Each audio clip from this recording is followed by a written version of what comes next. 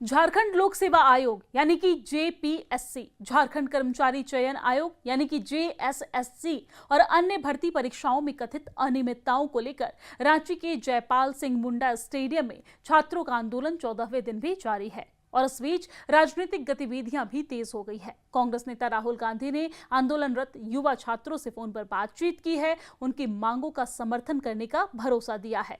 वहीं भारतीय जनता पार्टी और एनडीए के नेताओं ने राज्य सरकार पर छात्रों की उपेक्षा करने का आरोप लगाया है। दूसरी ओर राज्य सरकार ने मामले की जांच जारी रहने और अब तक 19 लोगों की गिरफ्तारी का दावा किया है।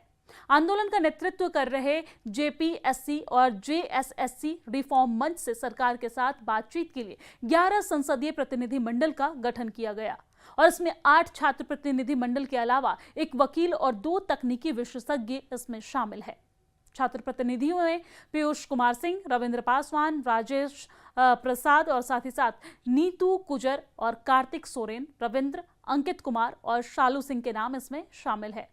वहीं झारखंड की राजधानी रांची के स्टेडियम में छात्र आंदोलन की असली वजह है परीक्षा में धांधली, भ्रष्टाचार और प्रशासनिक अनियमितता।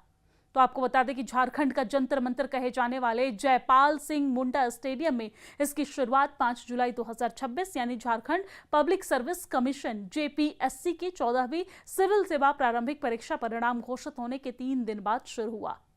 जेडीपीएस की ओर से रिजल्ट जारी होने के बाद उम्मीदवारों ने 4 गंभीर आरोप लगाते हुए विरोध प्रदर्शन शुरू किया था, जिसमें 14वीं जेपीएससी परीक्षा में शामिल होने वाले छात्रों का आरोप है कि पासिंग मार्क्स यानी कि कट ऑफ मार्क्स जो होता है वो तय करने में पारदर्शिता की कमी और गड़बड़ी की गई है। मेरिट लिस्ट पर जिम्मेदार अधिकारियों के हस्ताक्षर तक नहीं थे और इसके अलावा कथित तौर पर कुछ साथी उम्मीदवारों ने रिजल्ट आने से पहले ही क्वालिफाई होने की बात कही थी।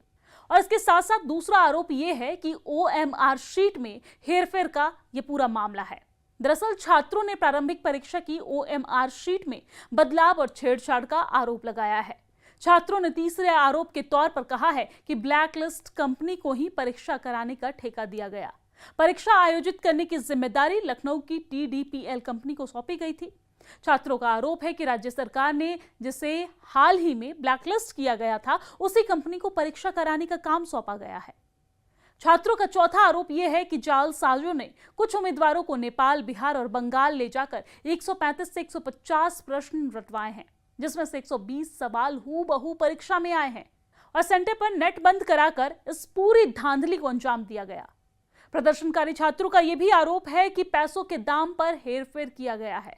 परीक्षाओं में यहां पर घालमेल के खिलाफ झारखंड की राजधानी रांची में पिछले 14 दिनों से छात्र विरोध प्रदर्शन कर रहे हैं। अब उनकी आवाज दिल्ली तक पहुंच गई है। अनशन करने वाले छात्रों में से एक राहुल क्रांति की तबीयत खराब होने के बाद उन्हें अस्पताल में भर्ती करवाया गया और इस बीच झारखंड सरकार में भागीदार कांग्रेस के नेता राहुल गांधी ने प्रदर्शनकारी छात्रों के प्रतिनिधिमंडल से बातचीत की है और उनकी मांगों का समर्थन किया है। विरोध प्रदर्शनों के केंद्र में झारखंड की सिविल सेवा परीक्षाओं में प्रश्न पत्र लीक होने के आरोप हैं और हर साल झारखंड में सरकारी नौकरियों की भर्ती परीक्षाओं में लाखों युवा शामिल होते हैं।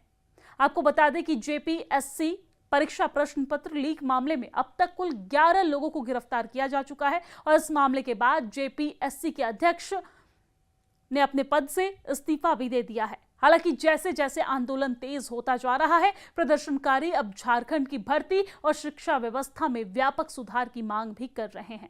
उनका कहना है कि इन व्यवस्थाओं पर लंबे समय से अनियमितताओं और गड़बड़ियों के आरोप लगते आ रहे हैं और इसके बावजूद भी सरकार कोई कार्रवाई नहीं कर रही है। उन्होंने सरकार से कार्रवाई की मांग की है।